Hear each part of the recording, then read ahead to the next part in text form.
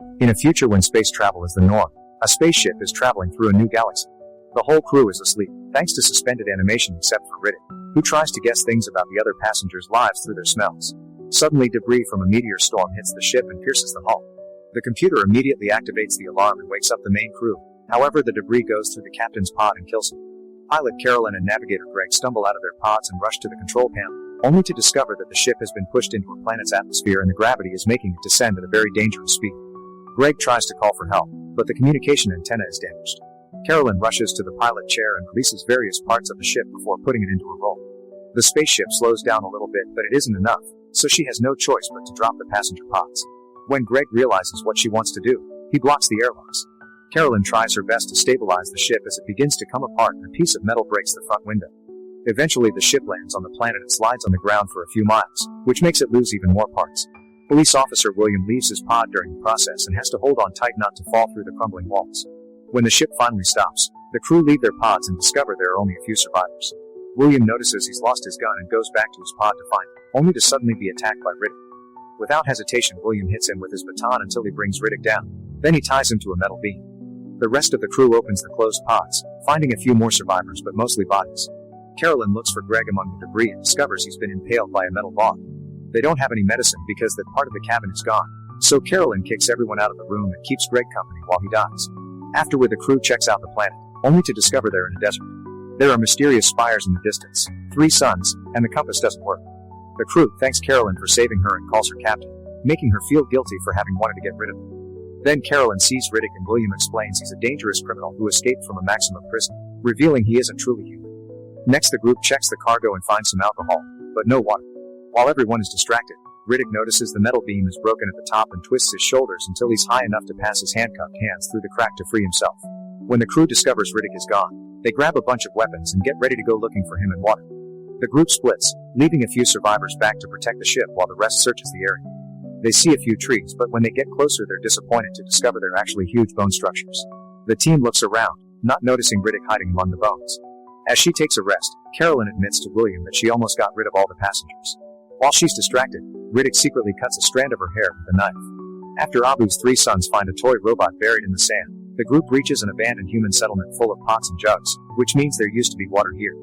Carolyn finds a model of this planet's solar system and learns that because of the positions of the 3 suns, this place never gets nighttime. She's also excited to find an aircraft, but it has no power left and its wings are broken. Back in the shipwreck, Paris tells Shaza and Jack that he's heard a strange noise. Jack looks through a hole in the wall and sees a man walking around the ship, so they assume it's Riddick. The trio gets ready to attack, but when the man gets closer they realize it's just another survivor.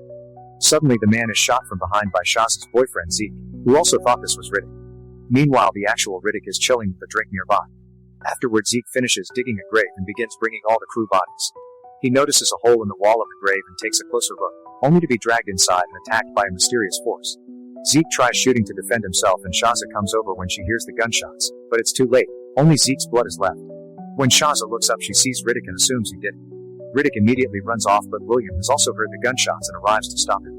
As the men fight, William takes off Riddick's goggles and the sunlight hurts his eyes, which makes it easier for William and Shaza to recapture him. Moments later, Riddick is chained inside the shipwreck again. Carolyn asks about the location of Zeke's body, but Riddick just says it's not and the crew has to be scared. He startles Carolyn when he suddenly stands up, showing his unusual eyes that let him see in the dark but hurt during the daytime. Then he says he's killed people in the past but he didn't kill Zeke, so they need to check the hole again. William thinks Riddick is lying, but Carolyn decides to go inside the hole with a rope attached to her body just in case. After lots of crawling, she makes it to a small cavern and finds lots of holes in the ceiling that turn out to be the spires. She also hears noises as something moves in the dark and turns around to find Zeke's foot. At that moment her flashlight is knocked off by creatures known as bioraptors, who want to eat her too. A terrified Carolyn begins climbing up the spire, but the rope doesn't let her go too far and she starts to slide back into the cavern. Carolyn yells for help and the crew follows the noise to the right spire, breaking it to rescue her. For a second she appears to be safe, but then the creatures begin to pull the rope and she's dragged into the hole again, so William and Abu rush to cut the rope to save her again. Afterward, William goes to see Riddick and explains the situation before shooting the chains off and giving him back his goggles. Riddick immediately takes William's gun just to scare him off and agrees to help. Next, the crew gathers all their belongings and a power cell from the wrecked ship before returning to the settlement. While the crew activates a moisture machine that provides them with some water, Carolyn works on adapting the ship's old electrical connections so they'll take the modern power cell. A quick look into the ship's systems reveals that it'll need 4 more power cells to launch. Looking around the settlement gives the crew a variety of tools. Jack shaves his head and puts on a pair of goggles to emulate Riddick, thinking of him as his idol. Riddick finds a coring room, which is mysteriously chain-locked from the inside. When the group takes a break, they theorize that the former residents were geologists and wonder why they left, but Riddick thinks they were all killed by the bioraptors. Meanwhile, Abu's son Ali has found a broken wall in the coring room and goes inside. He manages to open a ceiling hatch and the sunlight reveals a bunch of bioraptors that immediately attack him. Ali screams as he runs to hide in the closet, but the monsters follow him there. The crew hears his screaming and shoots the door open to enter the coring room too. At first it appears to be empty, but when Abu opens the other door all the bioraptors fly out and escape through the shaft in the ground. When Abu looks in the closet, he's devastated to find his son dead. While the family buries Ali, the crew looks inside the shaft with a flare and finds lots of skeletons. Riddick explains the geologists hid there because the thick door would stop the bioraptors, but that they came through the cellar. While Shaza apologizes to Riddick for thinking he killed Zeke, William realizes all the creatures on this planet are hurt by sunlight. Carolyn finds a coring sample dated 22 years ago in the same month as now. She returns to the planetary model and changes the date to check the position of the planets in the present. It turns out that there will be an eclipse soon which will leave the planet in complete darkness for weeks, which means the creatures will be free to come out. A worried Carolyn announces they must finish repairing the wing and brings the other power cells quickly before darkness comes. In private, William warns her that last time Riddick escaped by flying a ship and killing the pilot, so they mustn't bring the power cells until the last minute. Then William hurries to leave the ship so he can throw up outside. Riddick notices he's shaking and guesses he's going through withdrawal. Minutes later, Riddick also talks to Carolyn in private. He reveals that William isn't a cop. He's actually a mercenary who hasn't killed Riddick yet because he wants to collect the bounty. Riddick also tells her that William is an addict. A furious Carolyn goes to confront William, walking on him as he's injecting his eye. After William admits he's not a cop, Carolyn discovers his stash of medicine, which could have saved Greg, but William kept it secret to consume recreationally. She begins yelling at him, but William interrupts her by showing her the scars he got from his fight with Riddick, saying he can take care of himself. When the crew goes outside, they discover the planets are already moving close, so the darkness will arrive soon. Shaza finishes fixing a Sandcat vehicle and the crew jumps on it to go back to the shipwreck. As the sky starts to turn black, the crew works as fast as possible to load all the power cells on the vehicle.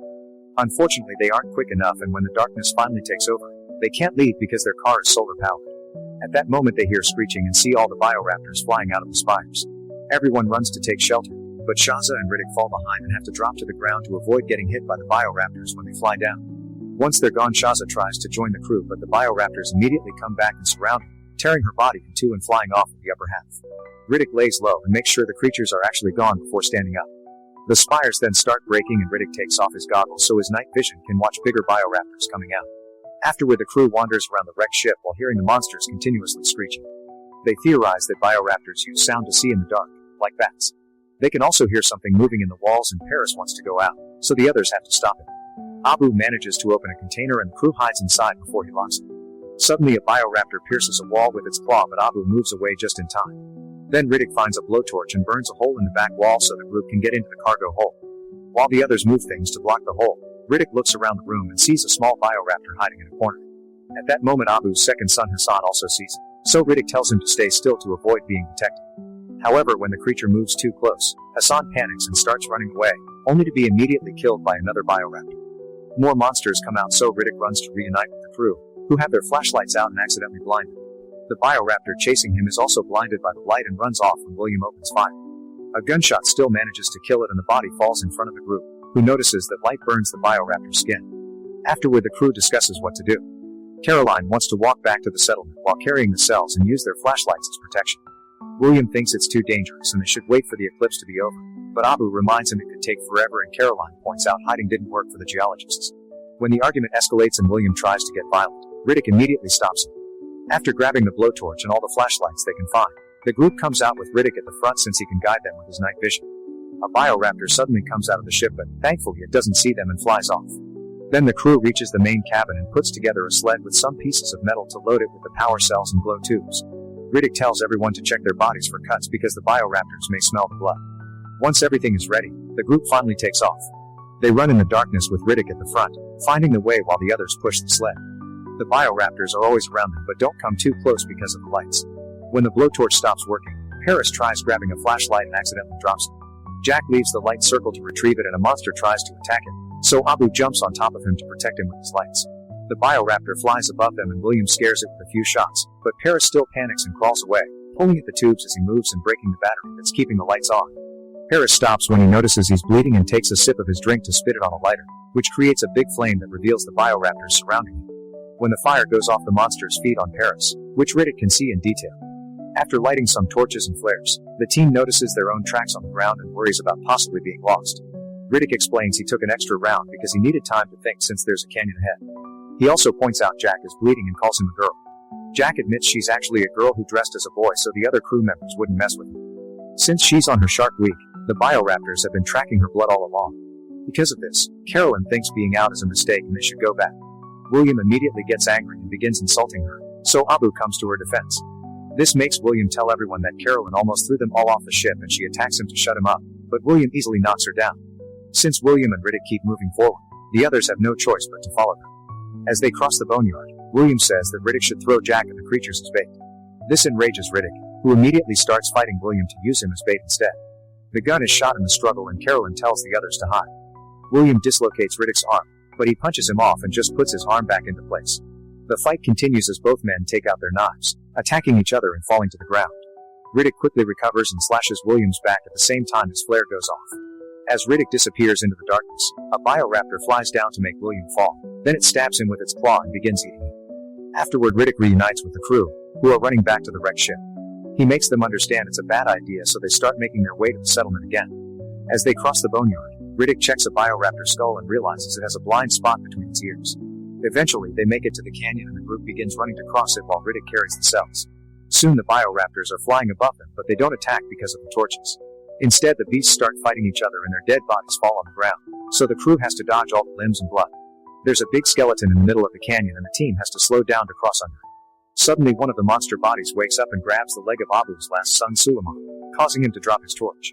Abu holds on to Suleiman, and when the torches scare the bioraptor off, he manages to pull the boy back. Suleiman now has a bleeding injury that must be wrapped up. Meanwhile, Riddick is still moving ahead and Jack tries to tell him to wait. At that moment, another bioraptor flies down and captures Jack under some bones. Carolyn tries to burn the creature with her flashlight, but it gets knocked off her hand by the bioraptor's tail. Riddick finally comes back and catches the beast's paws while dodging its attempts at biting him. When he has an opening, he takes out his knife and quickly kills him. Now the team can keep moving, although Suleiman has trouble running and Abu has to help him. To make matters worse, it starts raining, which puts off most of their torches. As Jack and Carolyn try to protect the last flame, a bioraptor on top of the canyon reaches down with its tail and kidnaps Suleiman, leaving Abu with no family. Then Riddick finds a cave in the canyon wall, so he makes Carolyn, Jack, and Abu hide inside with the last flame and blocks the entrance with a rock before going back to walk with the power cells. While Riddick reaches the settlement and activates the spaceship, the cave trio worries because they can hear the creatures and their flame is going out. Thankfully, the cave is full of glowing slugs, so they put them inside their bottles to make new torches. Thinking Riddick will leave them behind, Carolyn leaves the cave and finds Riddick in the shipwreck before he can take off. Riddick refuses to help her save the others and offers to run away together, so a furious Carolyn tackles him to the ground and reminds him she's the captain.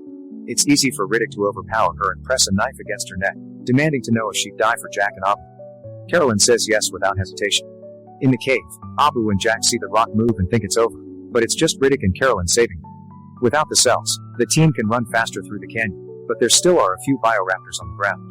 Riddick makes everyone hold hands and keep running since the monsters just fly off at the sight of the torches. Carolyn, Abu, and Jack soon make it to the settlement and rush into the ship. However, Riddick slips on the mud while helping them and falls behind. A bioraptor follows him to the settlement, so Riddick meets him face to face. By following its movements, Riddick can stay in its blind spot and not be seen. Unfortunately, a second bioraptor appears behind him, leaving him trapped. Abu thinks they should leave already, but Carolyn hesitates. When she hears Riddick scream, she follows the noise and finds a severely wounded Riddick on the ground. He can barely move, but Carolyn refuses to give up and tries to help him. When they're about to leave, a bioraptor stabs her from behind and takes her away. Riddick collapses as he yells in grief. Minutes later, Riddick is on the ship with Abu and Jack. He powers up all the engines, only to suddenly turn everything off. A bunch of bioraptors approaches the aircraft and Riddick waits until they're close enough to activate the engines again, burning or running over all the monsters in one move. As the ship reaches outer space, Jack asks Riddick what they're going to tell the authorities later. He explains that Riddick died somewhere on the planet, implying he's become a caring human again. Make sure to subscribe and turn on notifications so you can watch more videos like this. Thanks for watching.